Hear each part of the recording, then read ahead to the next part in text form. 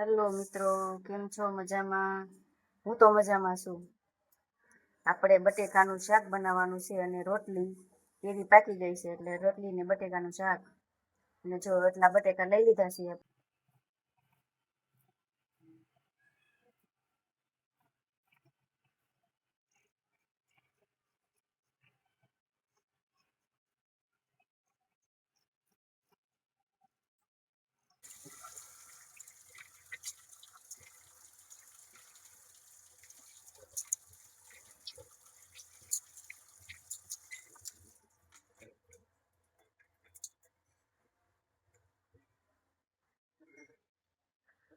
હવે તો આપણે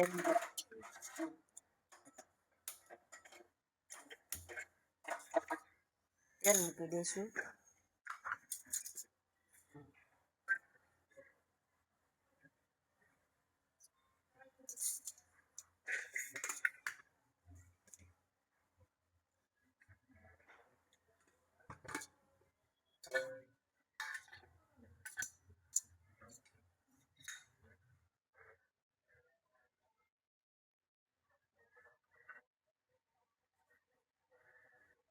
થોડીક રાઈ નાખી દઈશું.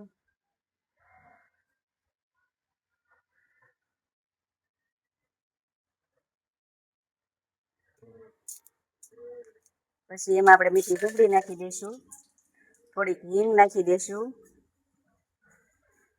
જીરું નાખી દઈશું. પછી આપણે બટેકા નાખી દઈશું.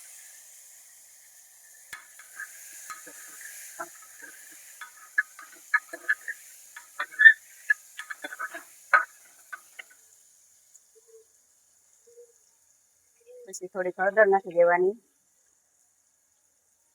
ધાણા જીરું નાખી દેવાનું,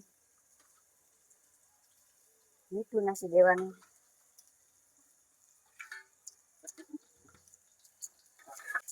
હવે બટેકા થોડાક ચડી ગયા છે એટલે આપણે આ લાલ મરચું નાખી દેવાનું છે.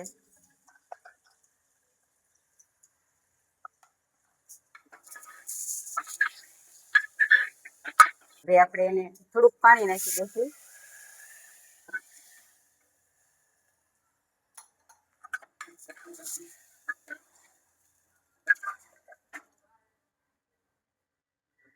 હવે આપણે એને કુકરને ફિટ કરી દઈશું. આપણે તો ભાઈ રોટલા કરવાના હતા, તાવડી ફૂટી ગઈ એટલે હવે છે ને રોટલાનો પ્રોગ્રામ કેન્સલ અને આપણે છે ને હવે રોટલી બનાવી નાખીશું. હલો, હવે આપણે શાક બની ગયું છે તો આપણે એને ઉતારી લઈશું.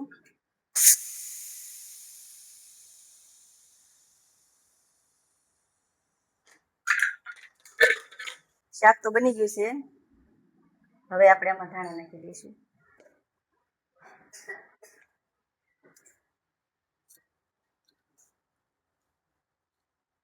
હવે તો ભૂખ બહુ લાગી છે એટલે ફટાફટ રોટલી બનાવી નાખવાની છે. હાલો, આપણે હવે રોટલી શરૂ કરી દીધી છે એટલે હવે ફટાફટ રોટલી બનાવવી પડશે. હાલો, હવે ફટાફટ રોટલી બનાવી હવે ખાવા બેસી જઈએ આપણે. ભૂખ તો બહુ લાગી જ છે બધાને. હાલો, હવે આપણે રસોઈ થઈ ગઈ છે, હવે ખાવા બેસી જવી. અને રસોડામાં તો બહુ ગરમી થાય છે.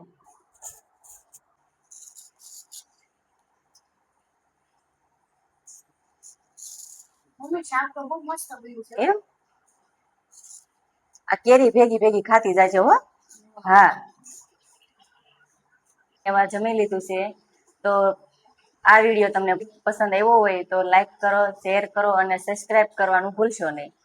તો ચાલો મિત્રો, આપણે નવા વિડીયોમાં મળીએ.